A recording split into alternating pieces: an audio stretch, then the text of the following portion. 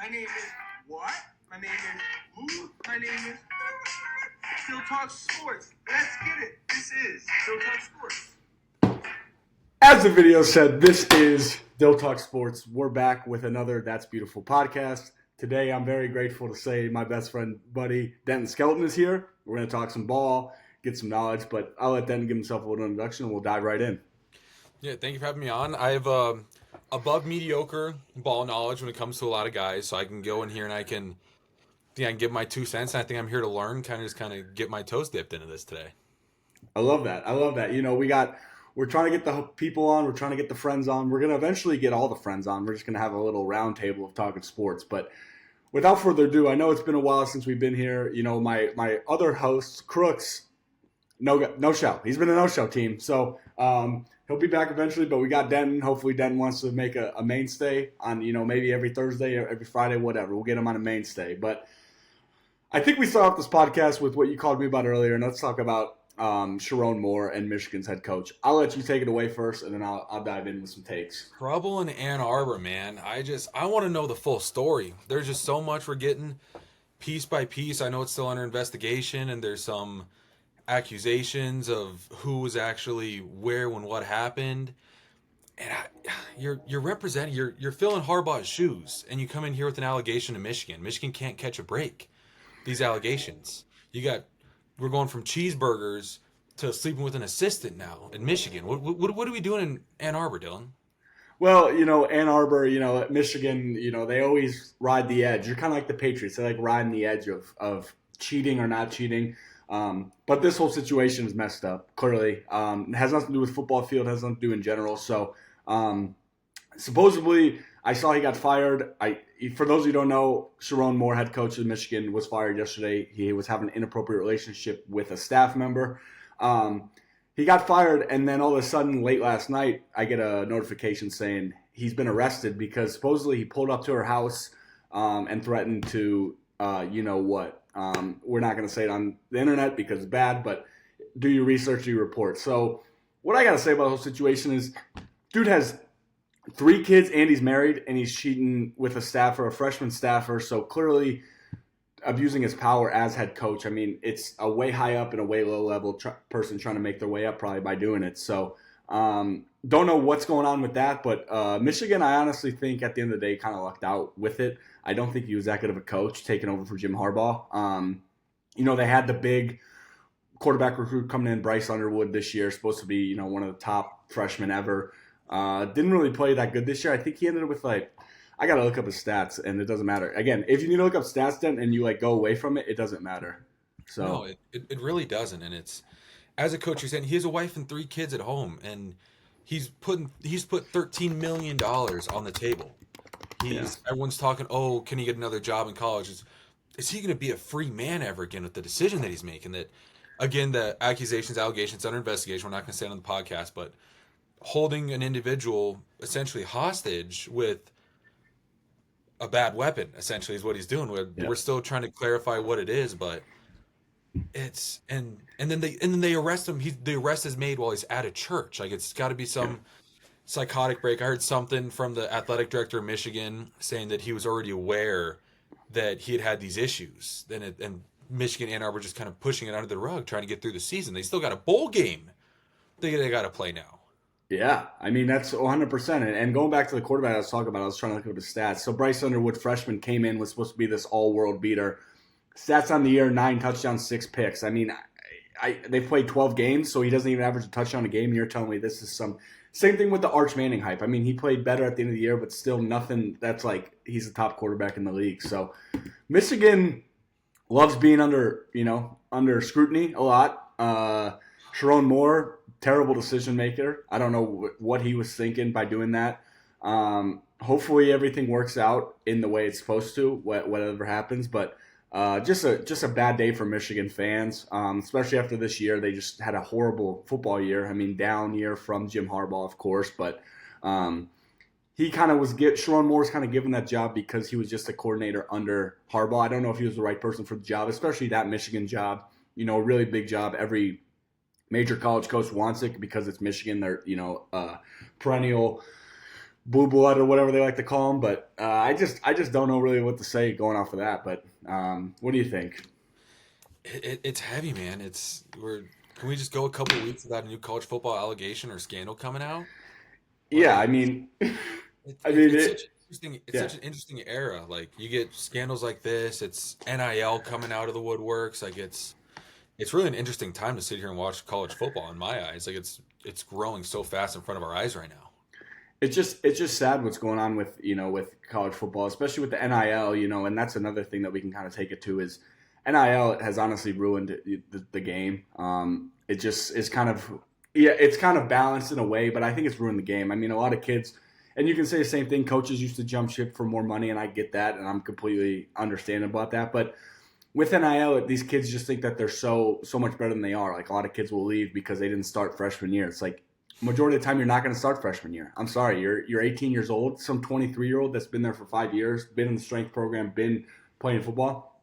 They're bigger, stronger, faster, better everything. So, the only thing that I would have changed with NIL was just no NIL. If your coach leaves, you have a free transfer, and I think that'd be the fair way to bring college football back to where it was. I mean, you see same teams still dominate. Alabama, Georgia, big teams, Ohio State, all those teams. So the NIL really hasn't distributed the wealth. It's honestly more concentrated wealth, and now we got what we got. So I think you have I think you have a really great point when you're talking about kind of with guys coming in and they're not being the number one guy as a freshman coming in. Like I think you're a great example of that. You can speak to this when you were playing at CSU or Wyoming and then CSU.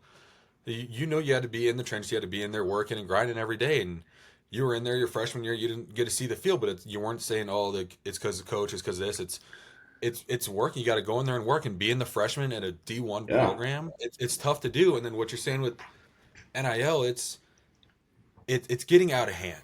I think it was brought in for the right reasons. I think it was meant to be bring players the wealth. If they're bringing their name and likeness, bringing success and money to the program, pay the player. But at what point does it get out of hand? Kind of what you're saying. It's still the big teams that are the only ones competing. It's just making it harder for the small market teams. It's like baseball with no market cap. Exactly. Then you have these SEC schools, Big Ten schools that have all this money. Like, what's New Mexico State doing? They're losing all their good players. It's all these smaller D1 minor programs are losing all of their guys, and they're not going to be able to compete at a certain point.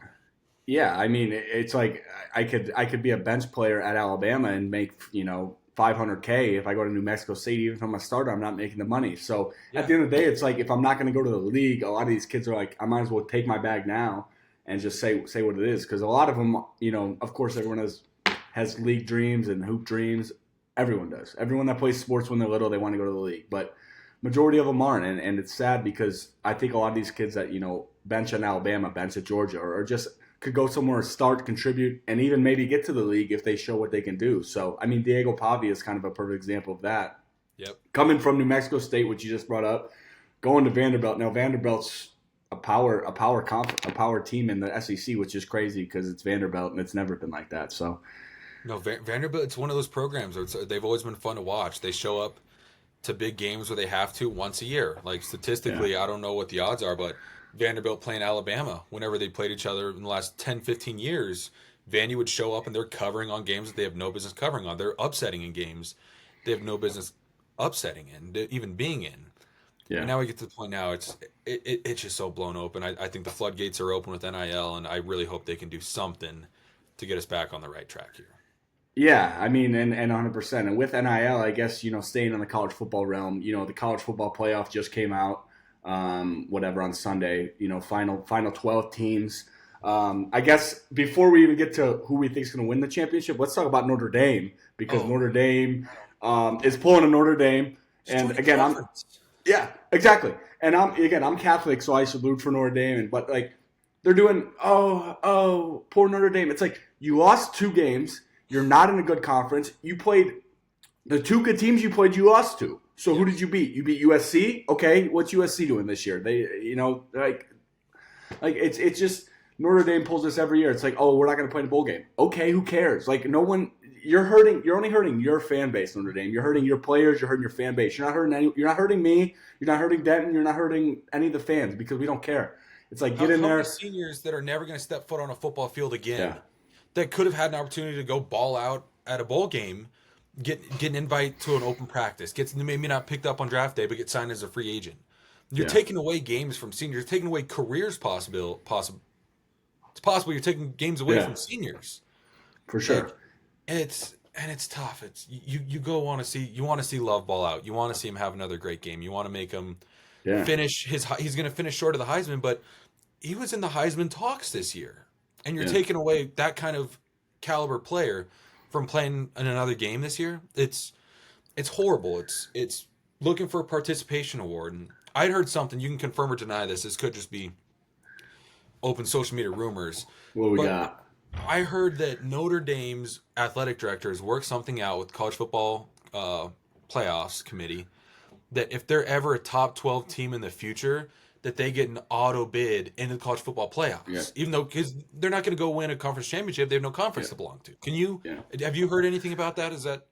Yeah, no, I heard that actually on I don't know, First Take or Get Up a couple days ago, and I was like, so they're just going to automatically get them in because of Notre Dame. It's like Notre Dame's very much like the Dallas Cowboys of the NFL. It's like they every year, this our year, this our year. And I'll give them credit last year. They did make the national championship. Granted, they lost, but they looked good last year in the national championship game. So I can't. But like going back to when they played Alabama in the national championship game with Manti Te'o that long ago, it was like 49-0. I'm like, you guys aren't getting the practice against these teams that are actually good. You lost to Miami, who's in the playoff, and you lost to Ohio State, who's in the playoff, or not Ohio State, but someone else. And I'm like, so why like Vanderbilt deserves to be in there more than you, and they didn't make it. I would argue Texas does. I'd argue a couple other teams deserve it a lot more than you, Notre Dame, and just because. Oh, we didn't make it. Woe is me. It's like, cry me a river, man. Like, every year you guys are going to pull something like this. Every single year. You got everyone in the world, especially as a kid, you hear Notre Dame. You're like, I want to get recruited at Notre Dame. I want to play at Notre Dame. So it's like, how about you go out there? If you think you deserve to be in playoff, how about you go out there in your bowl game and win by 50? Then maybe you have an argument and we sit there and we say, okay. We sit there and say, okay. Going in, playing the Rudy card, laying the jerseys down on the table, saying, we're not going to play. You're a team vote to not play in a bowl game. And I think you're exactly on. You should go walk into a bowl game and beat the brakes off of that team. As a college football fan, I don't want to see JMU in the college football playoffs. No. I don't want to go watch Tulane in the college football playoffs. Do I think that Notre Dame should have been in over those teams? Absolutely. 100%. Do I think that the move is to go play the pouty baby and go sit in the corner and say, we're not going to play in a bowl game now? Like, I think that's just wrong, and I think that's kind of going and tying NIL loosely. It's just the era of college football that we're in right now. That's you wouldn't have seen a Nick Saban Alabama football team get stuff from the playoffs and say, oh, no, we're not going to go play in a bowl game. Nick Saban's going to take his team wherever they're going, and they're going to beat the brakes off of somebody to make a statement for next year. Yeah, I mean, unfortunately, I think that's an attitude that's kind of dwindling away and with NIL and just society. It's like, everyone's so soft. Like, oh, I didn't get my way. I'm gonna play this way. It's like you're just proving their point right, Notre Dame, by doing that. Yes. So I don't know why you're gonna act like that and think that you're all high and mighty. Like, when's the last time you won a national championship? I couldn't even tell you. Let me look. It's like, when's the last time Notre Dame national championships? Like, I don't think it's been since 2000. That's what I'll say. I don't think it's been 2000. We might be getting fact checked here right now. I'm checking right now. Let's see. So damn, I'm all the way down. So last year they won was 1988. 1988 is the last year they won a national championship. 1988. I wasn't even born. My parents weren't even dating in 1988. So that's how long it's been. Like, I don't want to hear about Notre Dame. Yeah, you guys won in the 1800s and the 1920s. Whoa. It's a whole different game. Yeah. It's a whole different game. So, yeah. Too much has changed. It's okay. It's tough to see these and go for them. It's like you want me to root for you when you're going to play that card. I'm not going to root for you, and I don't think a lot of fans, real fans, would root for. Like, no one would say, "Hey, give up." Times are tough. You're going to give up. That's what you're proving. Times are tough. You gave up, and yeah, I agree. Tulane shouldn't be in there, and James Madison, but that's the way the playoffs broken down right now. And you know what? If one of those teams somehow beats whoever they're playing, then it looks right, and then it's okay. So we'll see what happens in those games. But, I mean, Ole Miss has Tulane. They did lose Lane Kiffin, which is another thing we could also jump into right here. But them losing their coach, I think the team's really good. I think they'll play hard just because I think they want to prove Kiffin wrong. Is if that's who I am as a player, I'm sitting there in the locker room and saying, hey, he left us. He doesn't care about us. Let's go prove why we should still be here. So if you want to take that, or we can go to Lane Kiffin and you can kick it off. Lane Kiffin's a tough one, man. I don't know where I sit on the fence on that one yet. It's from what I understand that he was talking with the program. He's talking with the athletic director. He's talking with the committee saying, hey, I'm looking to make my next step. Because obviously every college coach eventually wants to go. They want to go to the show. They want to go to the NFL. They want to build up what they're doing. And then I think he drops on him. I don't know if he dropped LSU this season, but he's saying, hey, I'm looking to go somewhere. And then Ole Miss comes back and says, if you're even talking to these teams, we're just going to let you go today then. Yeah. And I just don't – how many times have we seen a coach take a job that's going to be leaving the program? They have a bowl game or something like that, and that coach is able to stay with his team to go on and play there. He said, hey, boys, this is my last ride with you guys. If you're going to jump in the portal. Yeah. But we're going to have this one last push. Like, it's been awesome, guys. And Ole Miss kind of snubbed Lane Kiffin from being able to do that, saying, all right, you took the job. You were talking with your team. You're gone.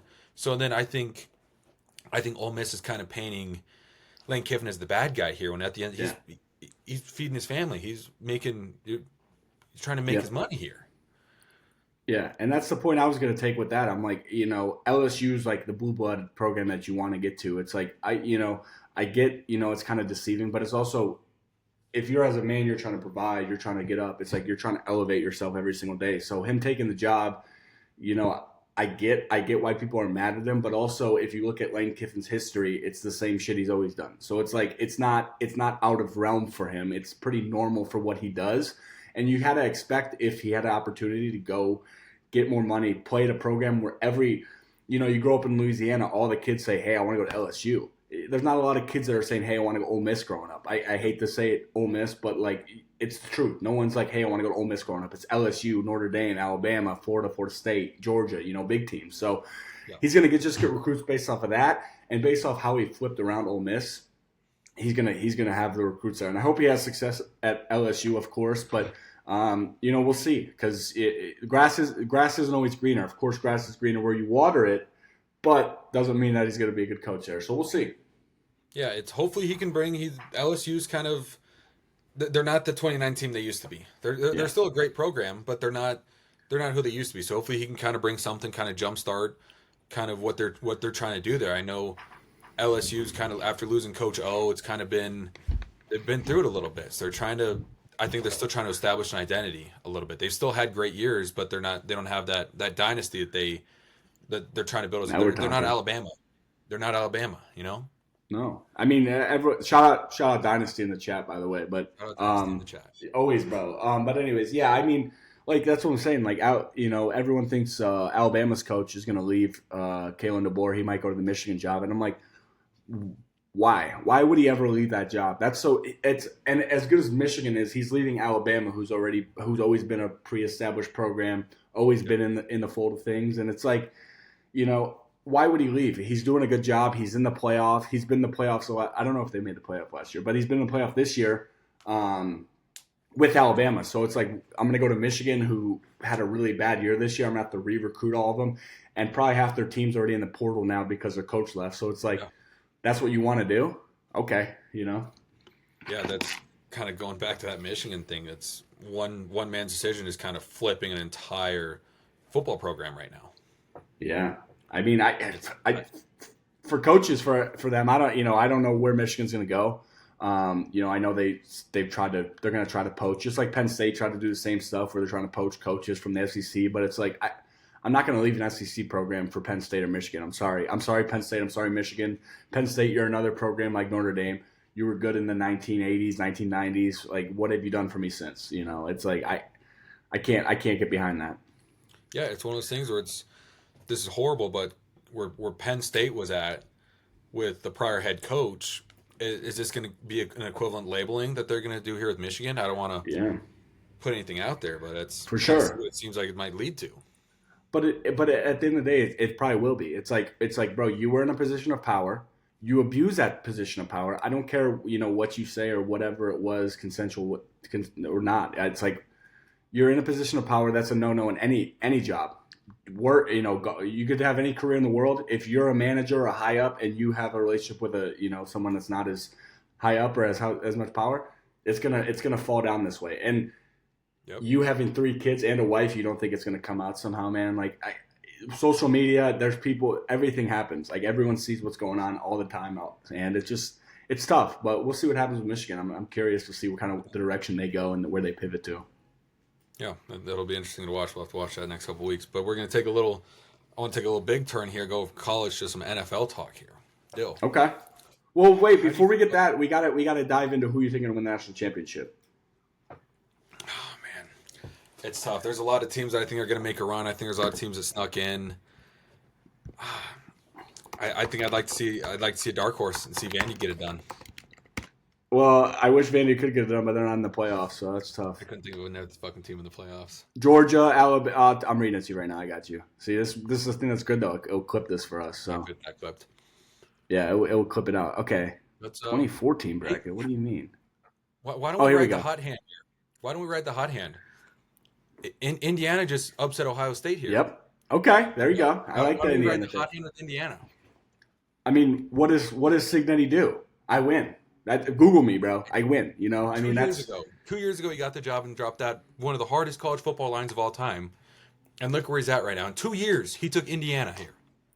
And Indiana is a historically terrible football program, amazing basketball program, but it's funny enough, they're starting to come up to football level. So congrats to Kurt Signetti and Indiana on getting that win. I like you're taking the 1 seed. I'm going to go with more of a do I go with the dark horse candidate? You know, I'm going to go with a really dark horse candidate. I don't know if I like it because they have a tough game against Alabama, but I think if they play Indiana, then that'd be a tough game. Straight up regular, I'm going to go with Georgia. I think Georgia's they got their defense back. The quarterback is good enough, and Georgia just finds ways to win. You know, they got Kirby Smart as coach. But on a dark horse candidate time, I'm thinking about Oklahoma. They start off the season really slowly, but I think they're undefeated in the last 9 weeks. I think they started 1-2 or something pretty bad, and then now they've won every game since. And what I like about Oklahoma is they have a really good defense, which forces turnovers, especially in the SEC. Their coach is Brett Venables, who came from Clemson, who was the D coordinator at Clemson. So always going to have a good defense, especially you remember Clemson's national championship teams. They won those defensively. And then their quarterback, John Mateer, transfer from, I think he was at Washington State last year, but again, transfer quarterback in year 3 or 4, so has experience, has played quarterback, and I like experienced quarterbacks in the college football playoffs just because games get tight, games get competitive, and, it kind of comes down to experience and who's got more balls. So, but go ahead, swing us over to the NFL. Let's get over there. There's a lot of playoff implications going on this week. And specifically, I want to talk AFC West. Yep. I want to know if the Ponies can get it done this weekend at home against Jordan Love and the Packers. You mean these Ponies? No, I know you're talking about the Broncos. That's for Broncos fans, I would say it's disrespectful that they're not favored at home. Everyone's jumping on the Packers bandwagon. I know they beat my Bears last week, which. Bears, you impressed me, though. You impressed me, though, Bears. Yeah, you impressed me. And they beat them in a tight game at home. But they beat the Bears at home. It's like you beat them at home.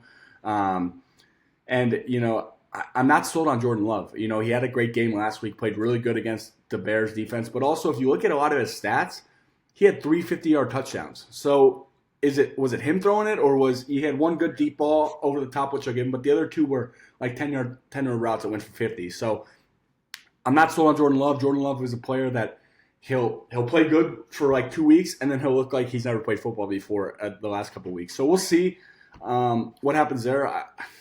I think the Broncos will get it done. I think they should get it done. I don't like Sean Payton very much, but I like what the Broncos are doing defensively, of course. And Bo Nix, when things get tight, which is what I'll give him right now. I don't think he plays good all game, but when things get tight, he seems to play a lot better. And honestly, Sean Payton lets the reins free when he goes crazy. So I don't know what that dynamic is, why he doesn't let him go crazy. But Broncos defense, is a force to be reckoned with. Unfortunately, I think the Texans defense has overtaken their defense, but Broncos defense is right there, maybe 1A, 1B, really good defenses on both ends. And if I tell you what, if the Broncos want to prove that they're not a fraud, as everyone's saying on the internet and stuff, they'll win this game this week against the Packers. Shout out my dad, he'll be there. But I don't know. That's just what I think. I think it's going to be tough with Michael Parsons out there because he's just, he's amazing and he's unbelievable. But I don't know. What do you think, Denton? It's a tough game to go in and win. It's kind of Denver's been with the fraud accusations all year. They're winning games. It's like I'll be the Aqib Talib in the room. They're winning games. They're finding a way to get it done. I don't care how they're not blowing teams out, but they're fourth quarter team. Everyone says, "Oh, they're a second half team. They're a second half team." The Denver Broncos are a fourth quarter team. They're a final drive team. You take away a field goal in 6 seconds, and Denver's undefeated this season. It's all the small changes that are happening that Denver needs. Last year we were on all the wrong sides of those one-score games. Yeah. Now all of a sudden, when Denver's on the right side of these one-score games, and I'm going to say they're the best team in the AFC, we have a tiebreaker over the Pats. You don't talk about frauds. Let's talk about the Patriots over there. Well, we're going to get to them after this. So yeah, they're getting it done. They're winning the games they need to do. Bo's progressing. I'll be the first to say I was not a Bo Nix guy. His first couple games, I think that it was going to be too fast piece of a game for him, and he started to get his feet under him. He started making decisions, and he's the captain of the team now. He took it over. He's settling in, and he's making good decisions in what he's doing. Yeah, I mean, and going off the one score game, merchants or whatever they're calling them, the Kansas City Chiefs, that was their record last year. They won. They were like 11-0 in one score games. So it's like, when the Chiefs do it, it's cool. It's Patrick Mahomes. It's like I'm like, it's clutch when Patrick does.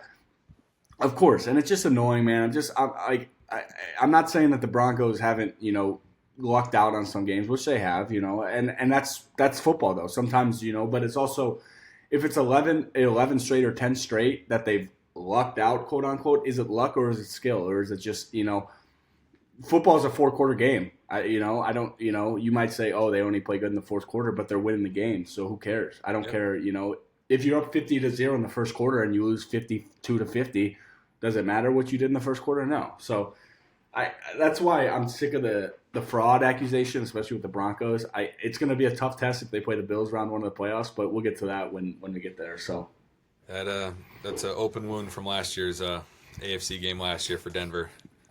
That's but going back to that's I think playing in Buffalo for a rookie quarterback, taking a team to a play that hasn't been in the playoffs in a decade, you're going into Buffalo. That is one of the hardest things to do. I think that was the last place I wanted to go and fight to get a chance to go play in the AFC Championship, and that's what Denver had to go in and do. And by halftime, you could just kind of tell that this Denver team that this is a different game. He's not playing at Oregon. He's not playing at Auburn. Like, he's playing in Buffalo with the Broncos. Yeah. It's just a different level. And I think last year that was tough for him to settle in and do. And I love the Bills. I'm not sold on the Bills this year. I want them to get it done. I think the AFC, we're gonna get the Manning Brady rivalry all over again. It's either going through Denver or it's going through New England. Okay. I said it, and I will die on that hill. I think we are getting. Okay. I think we're not there yet. I like Broncos more than I like the Patriots, but okay, yeah, go ahead. Too, but I'm saying where Drake May's evolving to. Yep. I don't think they should have the record. They can have the record they have. I don't think they're as solid of a team as people might make them out to seem.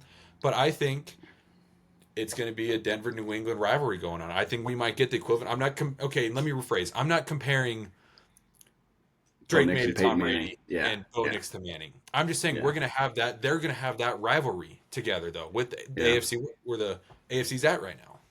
Yeah, and I got no problem with that. I think the Broncos, are set for years to come just because their defense is really good. I think they need a little bit more help on the receiver end. I think Courtland Sutton, of course, is still a GOAT because pony up. Running back RJ Harvey's been running well. O-lines. Garrett Bowles, speaking of which, shout out Garrett Bowles. He turned his whole career around. He used to be Mr. Hold, Mr. Horrible. Now he's one of the best left tackles in the NFL, which is, shout out whoever their offensive line coach is because he got it right and figured it out with him. But if you want to dive into this. I remember the days, dude. I remember the days.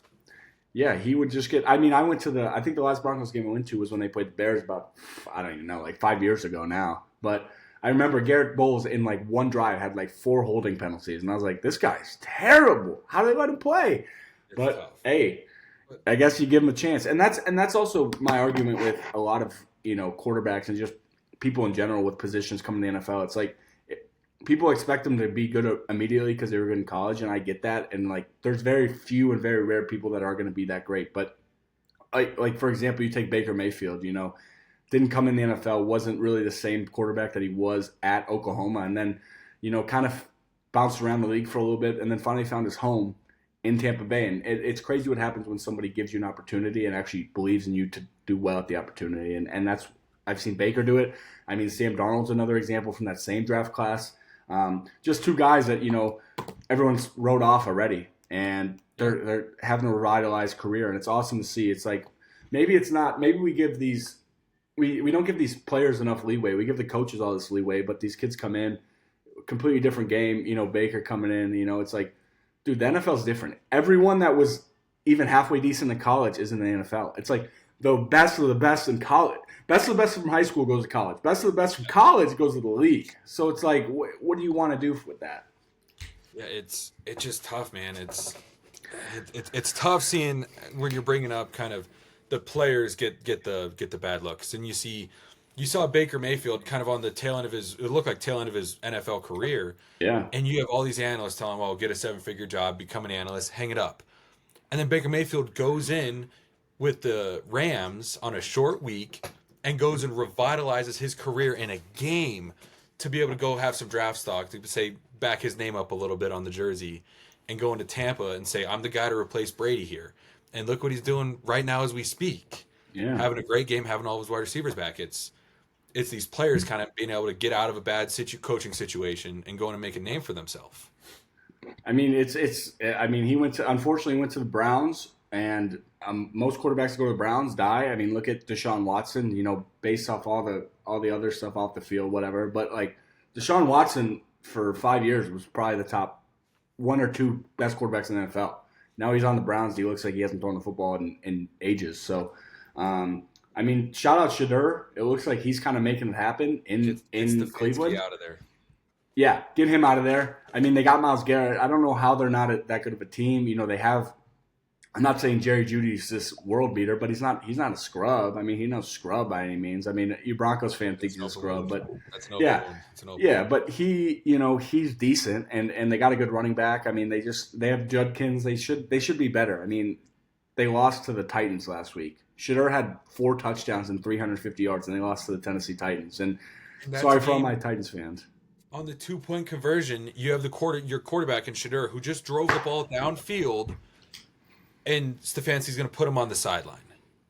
How do you go in and hold your head up high into the GM's office the next day and be like, yes, I would do that again? Are you kidding me? It's ridiculous. And like, didn't he run like a reverse or something? I'm like, you're running a reverse? A botched reverse. It's just I see people like that, and I'm like, how do these people keep getting jobs, man? It's like, I'm not saying I know everything in the world, but I tell you what, I wouldn't do that. I wouldn't take my quarterback off the field, because guess what? That means we're not going to throw the ball. Whoa. So we're going to take off the only player that can throw the ball, and we're going to put him on the bench. So they know we're going to run some sort of bullshit. Mm-hmm.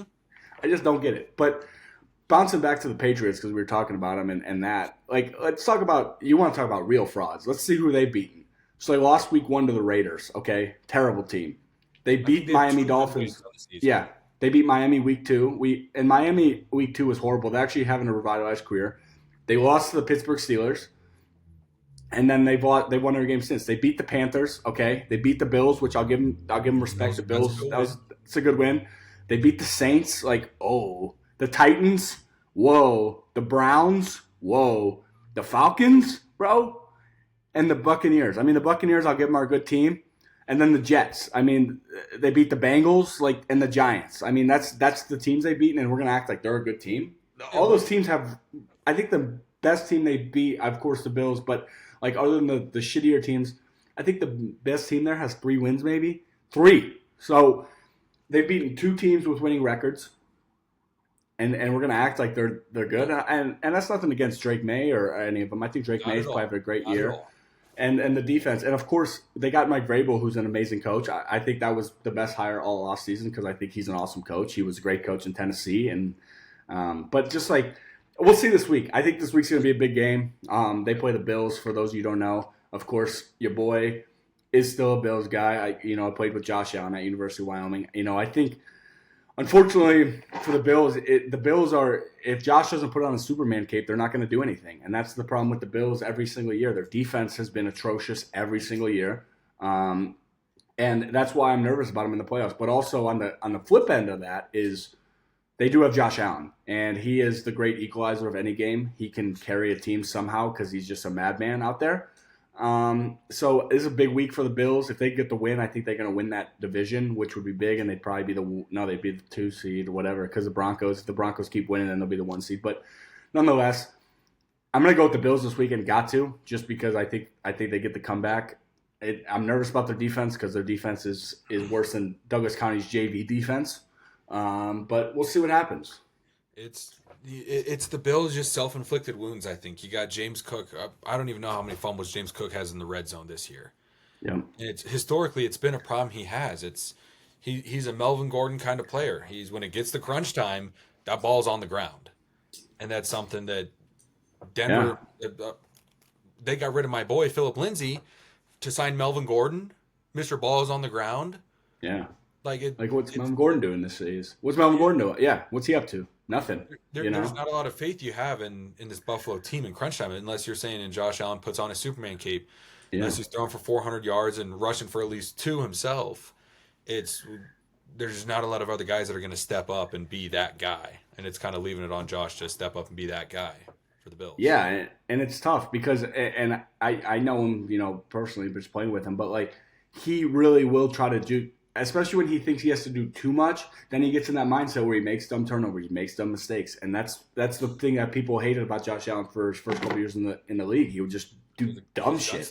He'd be amazing, but he'd do dumb shit. He'd what game was that? I guess the Texans when he did the stupid ass chest pass that got picked off. I'm like, what are you doing? But it's a young man developing and where he's at, and he's trying to.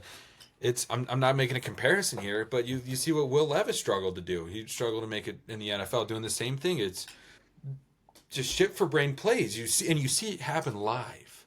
Yeah, I mean, the thing I'll give Josh Allen though is his receiving core isn't that good. I'll give Shakir his flowers because Shakir's a baller. I love good Shakir, but Keon has been a bust, unfortunately. There was a lot of for those of you who don't want to hear it. To start this year, and a lot of it was. Because he's a cool guy. And I completely understand that, his interviews are funny. He's like, I play golf. I'm like Tiger Woods, whatever. That's goofy. I love that. I love that personality on the team. But when shit hits the fan, when things really get tight, are you going to play? He's missing meetings. He's missing this. He's missing that. I'm like, dude, you're getting paid, whatever, $15 million a year.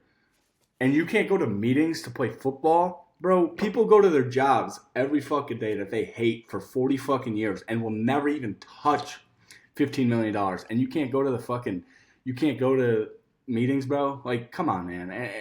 No. I don't know what that is. It's first of all, it's immaturity, but also where's his teammates? They got to hold him accountable. They got to get on him and say, hey, you're gonna stay with me, or I'm gonna stay with you, and you're gonna get to meetings, you're gonna get to practice, all this. So yeah, you're bringing up players are getting paid so much money, and they're missing the meetings. They're the easy stuff. What was it, 2 or 3 weeks ago? That Dallas sat CD and Pickens? Yeah, they sat CD and Pickens for the first drive. Was it 2 or 3 at the weeks club, ago? right? Yeah, they were at the club or something. Yeah. Yeah. It's stuff like that. Guys, you're needed for probably 23 weeks. You need to show up preseason to late season playoff pushes. Yeah. That's what you're needed for. Then you got the early season mini camps, everything else like that. But they're asking for less than 6 months, and you're getting paid unfathomable amounts of money. Just show up. Show up, bro. And it's and when I see players that just don't want to play or this and that, or they have every excuse in the book, I'm like, bro, you want to trade places right now? I'll go be in the NFL, and you could do what I'm doing and see how that works out. I'm not saying it's all great. I'm not saying just because you make money, it's awesome and there's no stress to it and it sucks. Of course there is. That's life. But would it be sweet waking up at $15 million and being like, oh, I got to go to meetings? Yeah, it sucks. I got to wake up at 4 a.m. But hey, that 15 million in my bank account looking nice right now. So, and that's a year. That's yearly. That's yearly. Yeah. So, Like, you made it. Now the work starts. Now go make that meeting. Like, it's yeah, you get all these it's players that think that they sign this contract and then it's all their rookie year. You sign that big contract, or after that rookie contract, you sign that big deal, and then you're chilling. That's not what it is. It's you're playing the game that you love, and you're being compensated very fairly for it. exactly. Exactly. Let's act There's, like it. there's no excuse. There's no excuse. There's zero excuse. Honestly, like, especially, yeah, if someone dies or you have actual excuse, yeah, of course. But like, majority of the time, it's just I don't feel like it, and I'm like, I'm not okay with that because you know what? Football and basketball, it's different because you can say I don't feel like it, and you can do whatever you want because basketball is very individual. But team, it's like your team's eventually going to see how you're acting, and they're going to be kind of sick and tired of you doing that. So, I guess going off that, Denton, we're talking about AFC, we're talking about NFC, we're talking about football, NFL, playoffs coming up soon. Give me your Super Bowl matchup, and give me a dark horse, and then give me you think who wins the Super Bowl. Clearly, I'm going to be partial. I got to say Denver wins the AFC. It's tough to get it done, but it's doable. And, I think a dream matchup, give me the rematch of Super Bowl 48. Shout out Flake Senzala. Shout out Flake Senzala on here. He's speaking of Flake Senzala, and I'm going to shout him out, and I'm going to post it just so he knows. He's been saying, oh, let me get on the pod, let me get on the pod, let me get on the pod. It's not that hard, Denton. I literally sent you a link. You get in, you put in your headphones in, we talk. It's like, it's not. Huh? Yeah. How easy like, is it? What'd you have to do? Click the link and log in? Whoa. And I'm like, Flake, first of all, okay, finish your talk and then I'll go. Well, I don't so want Seahawks, Broncos. I don't want to give him the compliment anymore. I don't. No, yeah, Flake. Dude, Seattle looks good, man. I think Seattle looks good. Sam Darnold is kind of doing his thing right now. Yep. JSN's on an unbelievable year right now. He's playing out of his mind. Yeah. They got the right weapons. They got K9 doing his thing. Like all the pieces are kind of falling together there for him. Their defense is looking solid. Very good. Yeah. Not saying it's a Legion of Boom, but they're looking good. And I think a Seattle Denver, that's the people's Super Bowl, if you will. That's not the two biggest franchises, but I think those are two of the more bought in non-fan wagon franchises at the moment right now. For sure. And well, give me your dark horse. Say that one more time. Give me your dark horse candidate in the conferences. Jacksonville's kind of making a run right now. I like that take. There. I like that take there. But Jacksonville's winning games right now. Jacksonville's looking good. They're doing what they got to do. Yeah. And it's piece by piece. They're getting there. And NFC wise, dark horse. It's a team that's kind of struggled the last couple weeks, but Dan Campbell's got the energy. I like that. The Lions, no matter, they're going to go through their wave tops, but there's a lot of talent still in Detroit. Well, yeah, I mean, they still have Amon-Ra. Jahmyr Gibbs is fucking unreal. I mean, that dude is fucking crazy. Jared Goff, is a very good quarterback. Can we take one moment? If you had to play Jahmyr Gibbs this week in fantasy football, we are sorry for you. We feel for you. I had to do it. We do. I got kicked out. I had him in another team, another league, and I kicked somebody else out. If you had to play him, moment of silence for all those young men and ladies.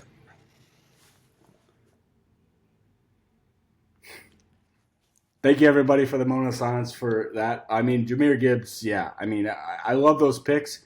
The only drawback I have, which makes me nervous about Seattle, and as good their defense is, good as JSN's playing, is Sam Darnold we saw last year in the playoffs, first round, kind of looked back to what he was. Kind of went back to that Sam Darnold we know. So hopefully, Seahawks system another year, playing, actually getting to play, getting the playoffs, allows him to develop and continue to be a good quarterback, because I've always thought he's a good quarterback. I mean, he just unfortunately went to the Jets, and we see what the Jets are. Yep. Jets haven't been good still since, Zach Wilson, Fields, Sam Darnold. They keep reaching for quarterbacks, and they don't pick them. And it's like, at the end of the day, do you think it's the Jets now or the player? And it's for sure the Jets. Their organization's bad from top to bottom. They don't have help. So my Super Bowl prediction, I'm gonna go with Bills and Rams. I think somehow the Bills are going to win the division. Okay. Even if not, I still think they get there. I think Josh, as long as Now let me rephrase all this. As long as the Chiefs don't somehow fucking sneak into the fucking playoffs, because if Josh has to play Mahomes, as much as I love that motherfucker, their defense is like, oh, Patrick Mahomes. I mean, fucking A, man. But I like the Bills. I think they have the best quarterback in the NFL. The defense is really bad, but I gotta hope they can figure it out a little bit. I mean, they can call me up. Call me up right now. Call me up, Bills. I'll come play for you this week. But and then on the other end, the Rams. Stafford still balling out at age 39. Always been a great quarterback. Happy he got that Super Bowl a couple years back because he always say you deserve it. But at the end of the day, it's work you put in, work you get out, and he's always been a hard worker. But Puka Nacua, unbelievable. I can't believe what he's become. I didn't think he'd become what he is, but he's a monster. Kyron Williams, Blake Corum, they got a good backfield. Of course, they still have Devontae Adams on the other end, which is just he doesn't get yards during the game, but he's a touchdown machine. I think he's averaging like a touchdown a game as a receiver, which is awesome. And the defense is great. And, of course, Sean McVay, proven coach year in, year out, still a great coach, was the youngest coach when he got hired back in the day. And now he kind of started that movement of young coaches in the league, which I love to see. Shout out Ben Johnson, shout out, a lot of these other coaches. Of course, I got to shout out my boy, Mike McDaniel. Dolphins, speaking of Dolphins, they've turned it completely around. They're 360 or 180 their whole season. We're watching something there. Hopefully it's not too late for them to make a push. But again, the unfortunate part with them is Tua. I'm not a Tua guy, Tua turned the ball over. Tua turned the ball over. And like I said, the dark horse for me, honestly, in the AFC, I hate to say the dark horse for me is the Texans. I'm not a CJ Stroud guy at all. I think their offense is atrocious, but that defense is fucking scary. Yes. I mean, 8 sacks on Josh Allen. They made Mahomes look like the worst quarterback to ever touch the field. So, again, defense wins championships, what they say. It's a cliche because the offense has scored more points. But that Texans defense is for real. And then on the NFC end, I'm gonna be partisan in this. Of course I'm gonna be partisan in this, bro. I'm gonna talk about my Chicago Bears, bear down, because Caleb's getting better week by week. He still misses the easy throws, which is weird. He misses a lot of easy throws that he has to get a lot dialed in to be a good quarterback. But the unbelievable plays, if you watched that game last week and you just watched that was unreal what he was doing. That one ball in the corner of the end zone, I thought it was picked, and he somehow slid it in there. And that's the thing with him that I like. I'm like, he makes big plays when he needs to. He comes in clutch in moments that he needs to. Again, I think the Bears are still a couple years away from winning the Super Bowl, but it's my dark horse because I like him. I think Ben Johnson's that smart of a coach, to be honest. I think he's really that smart. And we'll see. I mean, it's going to come down to the last couple of weeks with Detroit, Green Bay, and Chicago, so it's going to be awesome. I like it. All right, I want to leave you off on one thing here. I want to pick your brain on one thing before we get out of here tonight. Pick my brain. The topic of the NFL this week, Old Man Rivers. Ooh, okay. What do you think here? And they brought him in. It looked like both quarterbacks were out, no doubt. And then all of a sudden we got 2 quarterbacks dressed up practicing here. Are they for real going to go in this week on Sunday and start Old Man Rivers? Is this really what we're doing here? At probably 270 right now for Phillips, a big dude. He's a big boy, bro. The retirement. He put the retirement weight on and 12 kids weight on. He's 12 kids. Yeah. Hey, he not short of spreading his seed, though, I'll tell you that. But Old Man Rivers, man, wow. What do I think is going to happen there? The Colts are an interesting team for me in the AFC, going back to the AFC playoffs. In the beginning of the year, I thought they were going to be – they were honestly a dark horse. No one really saw them coming. Jonathan Taylor's a great back, and defense is playing well. And then Daniel Jones kind of came back to earth, but also was playing through injuries, which I'll give him his respect. Another quarterback also that people gave up on, and he's playing good enough in Indy to keep going. But with Phillip Rivers, I want to say if Riley Leonard's healthy, they want to play him, but there's no way you sign Phillip Rivers and you don't play him. I mean, then because even if, and the tough thing is if they activate him, which because he's on the practice squad technically, so if they activate him, he has to wait another 5 years to get into the Hall of Fame pool again. So, that's a tough thing, and I don't think it matters to him that much about, he'll get in the Hall of Fame eventually, so I don't think that matters. He wouldn't have signed if that was the case. But I tell you what, I think if Phillip Rivers plays, I think he's going to be all right. I know he's been out of the game for five years, but that type of quarterback, that old school quarterback, that played with Peyton, Tom Brady, all of them, they just have a different understanding of the game and they have a feel for the game. And I think that's why we're seeing a lot of old quarterbacks still play in the league. Aaron Rodgers, Flacco, him, because they have an understanding of the game. They have knowledge of, hey, this coverage is here. What do I check into, or who's going to be open? As opposed to, I think a lot of quarterbacks now rely on their athleticism and just being good their whole life growing up. 100%. They're more athletic than everyone, so they can get away with it. Kyler Murray's a perfect example of that. But you got all the old school. Every old school quarterback is that old school pocket passer. You have to be able to read defenses and make a decision, have patience in the pocket, and not get happy feet and try to bail out somewhere, because that just wasn't a play style back in the day. As we get Kyler Murray now, I love Bo. Bo's a weapon to use his legs, but that's what Bo is now. Bo's he's not the big 6'4", 240 pocket passer. Yep. That's what the old school stuff was, and that's what Phillip Rivers is. And are we gonna be able to see him? He's still got to get around in the pocket, and he's walking around probably 270 right now. And I want to see if he does get activated and he does play. I want to know if he's still got that arm. I want to know if he's still got that arm strength. And I know he's never going to lose the knowledge. Yep. I just want to know what he's going to bring back with him after taking so many years off. Yeah, I mean, the good thing with Phillip Rivers is he got 12 kids, and probably all 12 of them play football that are all males. So, I mean, he's around the game a lot, and he still coaches football in wherever he lives. I don't know where he lives, but I think that's going to help him. The first game I think might be a couple growing pains because, again, he hasn't played in 4 or 5 years, so it's going to be tough. The guys are still fast. They're a lot faster than they were when you were young, Phillip Rivers, and you're not fast anymore, as fast as you were. You're slow already, but I want to say he's going to do a good job. He has some familiarity with their coach. Shane Steichen was his quarterback coach in L.A. or San Diego at this point, because it was that long ago. So I think he can come in and do stuff. He has good receivers around him. He has Jonathan Taylor out there. So we'll see. I think if the Colts can somehow slide into the playoffs and Phillip Rivers kind of gets in a groove, it could be a difference maker. But we'll see. I mean, 45 years old, coming off the couch. I don't care who you are. I don't care if you're the best quarterback ever. It's a different game. Just being out of it. It's like if he was still playing, on the bench or practice squad, it's getting it. But getting back into the rhythm of the game, how fast people move, how fast players move, how fast everything goes, it's going to be a tough one. Yeah, and I think it was a very unfortunate situation that even brought him in. It's tough seeing players go down on non-contact injuries. It's watching Danny Dimes go down and seeing his reaction, slamming his helmet. You knew that he knew what happened. It's a horrible situation that brought Phillip Rivers back to the NFL, but I hope that there's a silver lining in it, that we can get kind of that old man Phillip magic back.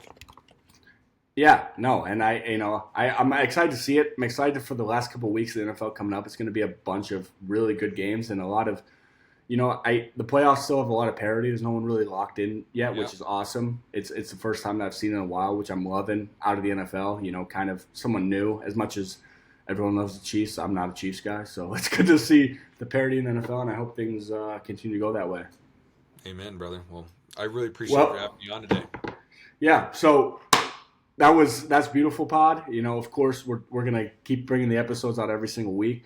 This is the way to do it. I appreciate you being on, Denton. You're my boy. You can get on whenever. I hope he's a mainstay. Hopefully we can get him on, weekly, and have a weekly talk. Doesn't have to be hour-long videos every time, but just, get on here, talk sports, talk whatever. You do UFC, everything. Because, as I said, this is That's Beautiful podcast now. We're just not only sports, but we're developing into everything that's beautiful in the world. Sports, nature, everything, lifting, anything. We can get on here and talk about it, and that's what I love about it. So, again, Denton, appreciate you being on today, brother.